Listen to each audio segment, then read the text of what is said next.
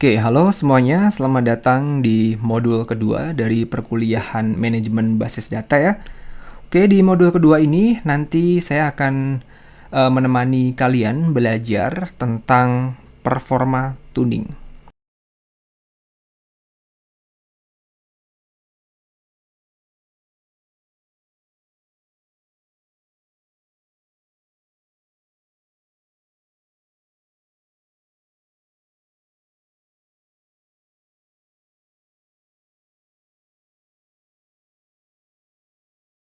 Jadi dari dua kata ini kita bisa mencoba untuk menebak-nebak ya, kira-kira apa sih performa tuning itu gitu.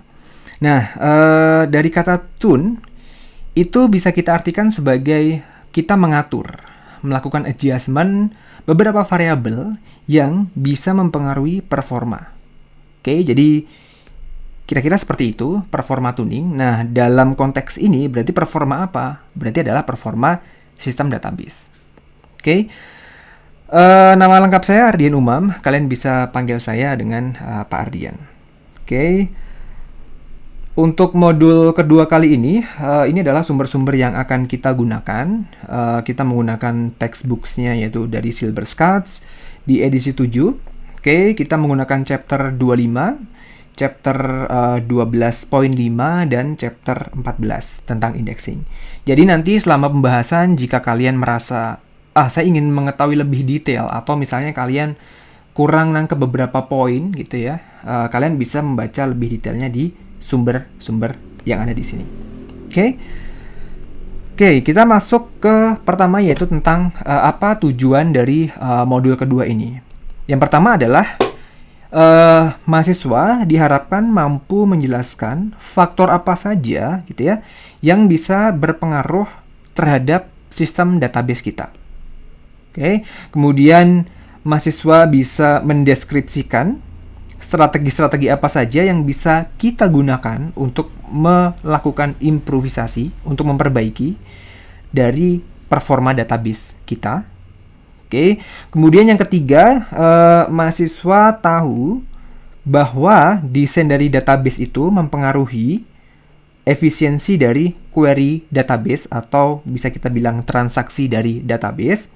Dan juga mahasiswa tahu aspek-aspek hardware apa saja yang juga bisa mempengaruhi sistem performa ini.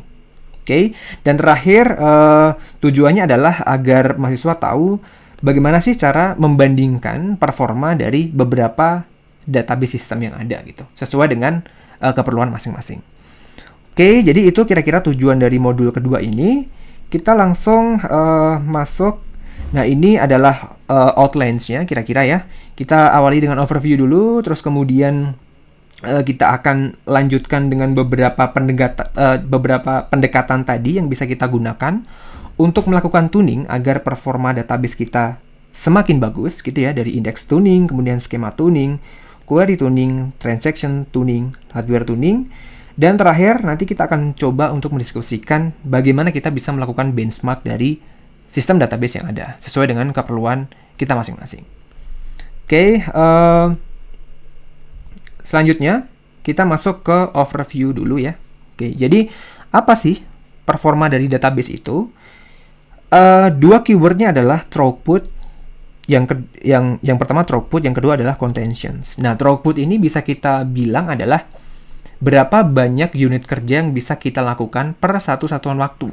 Jadi di database unitnya contohnya adalah berapa transaksi per second.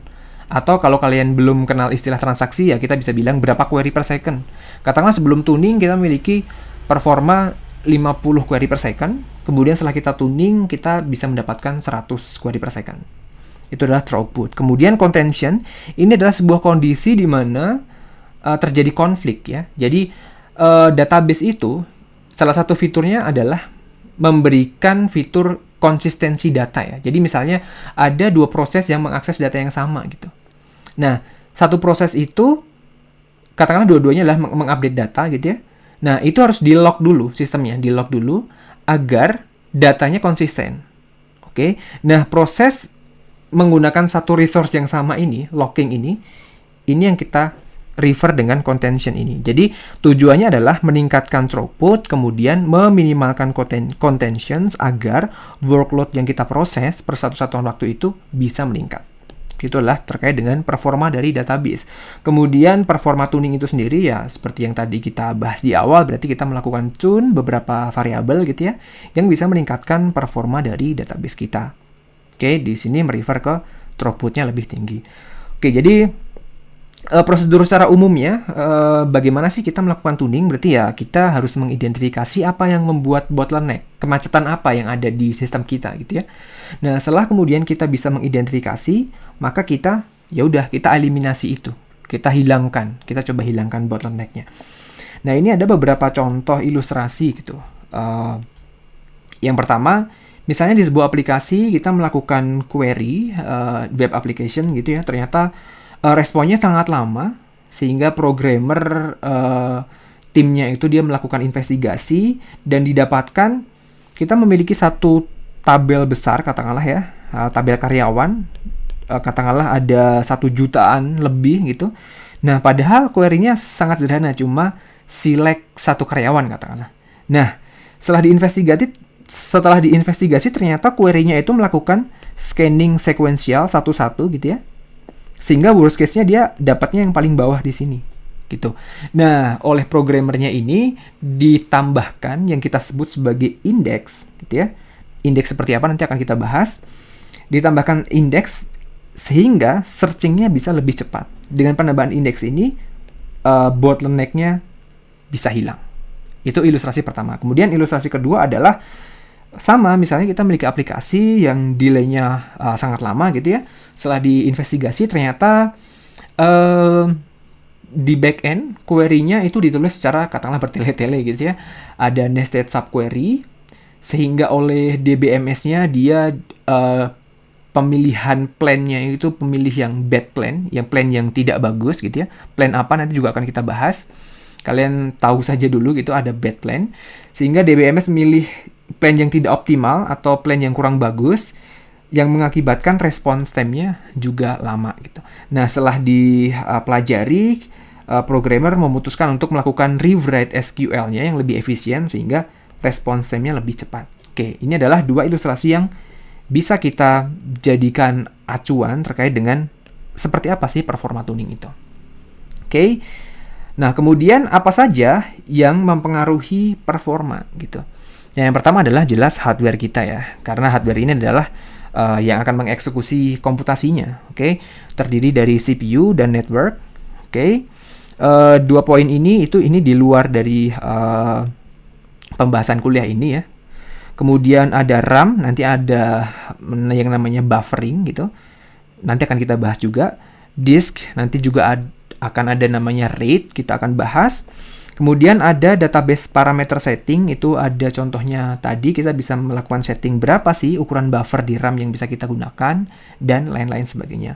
Kemudian ada database design, skemanya bisa berbeda-beda sehingga menghasilkan performa yang berbeda juga gitu. Kemudian ada yang namanya index tadi, bagaimana kita bisa meretrieve data secara lebih cepat menggunakan indeks. Kemudian SQL statement-nya itu sendiri gitu. Itu juga mempengaruhi performa. Oke. Nah, ini adalah sebuah ilustrasi tentang bottleneck gitu. Di sini diilustrasikan bahwasanya sebenarnya kemacetan itu disebabkan oleh sedikit komponen saja dalam sistem kita.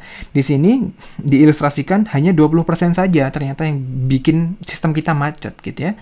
Sehingga it is worth ini berharga untuk kita cari 20% ini ya. Kalau misalnya kita cari, ya udah kita coba solve 20% ini. Oke? Dan di sini disampaikan bahwasanya bisa jadi setelah kita meresolvekan yang ini ternyata kita memiliki bottleneck yang lain. Karena sebenarnya komponen lain itu ketika ada sebuah komponen yang bottleneck, komponen lain itu dia tidak termaksimalkan secara penuh gitu ya. Sehingga ketika bottleneck sudah hilang, dia akan termaksimalkan secara penuh, baru ketahuan, oh ternyata komponen itu juga bisa menyebabkan bottleneck. Oke, itu adalah sebuah ilustrasi tentang bottleneck. Oke, nah dari bottleneck itu, kita bisa melakukan tuning beberapa level.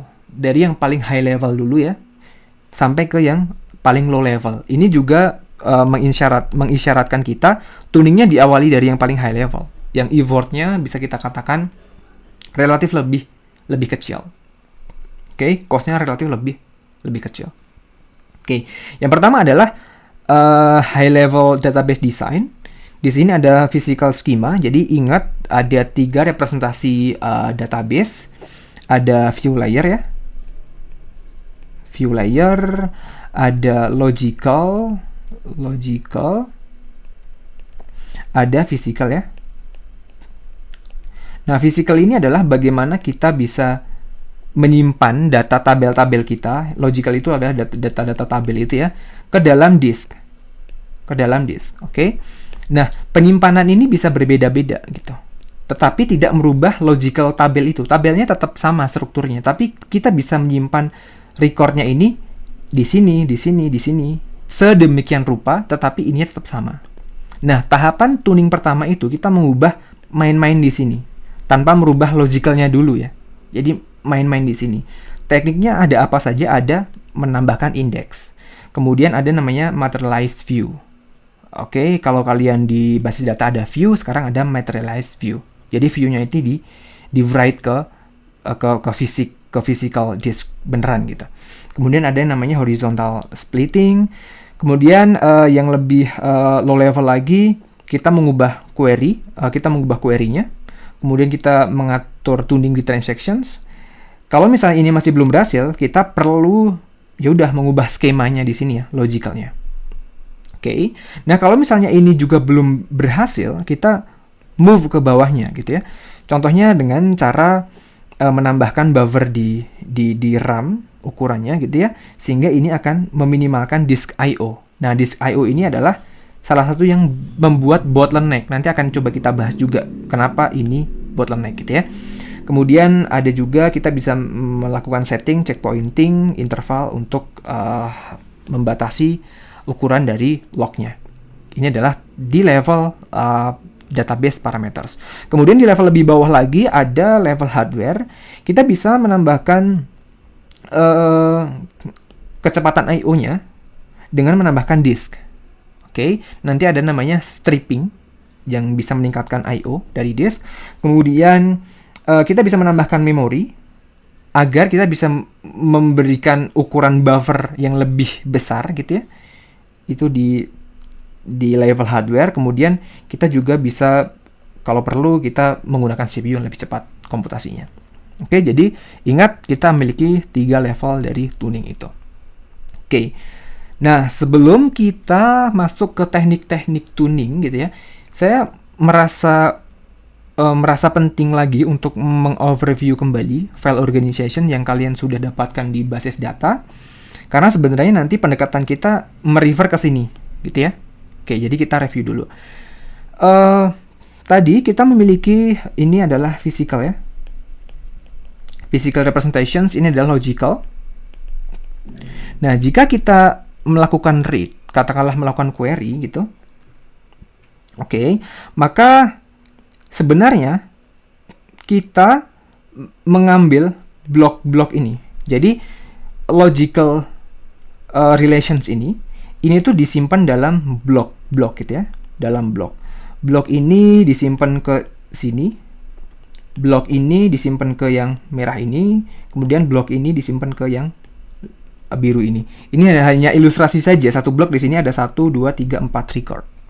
Oke, ini hanya ilustrasi sekali lagi. Oke, jadi tadi ketika kita melakukan query, kita mengambil blok. Katakanlah kita melakukan query Kim ini ya. Oke, maka kita urut dari atas. Katakanlah melakukan sequential searching ya. Dari atas ini blok diambil yang hijau. Oke, kita masukkan ke RAM. Kita di sini adalah main memory ya, katakanlah RAM di sini. Di sini saya tulis CPU. Oke. Ini kita ambil hijaunya, blok hijaunya, kita ambil di RAM, kita ambil di CPU.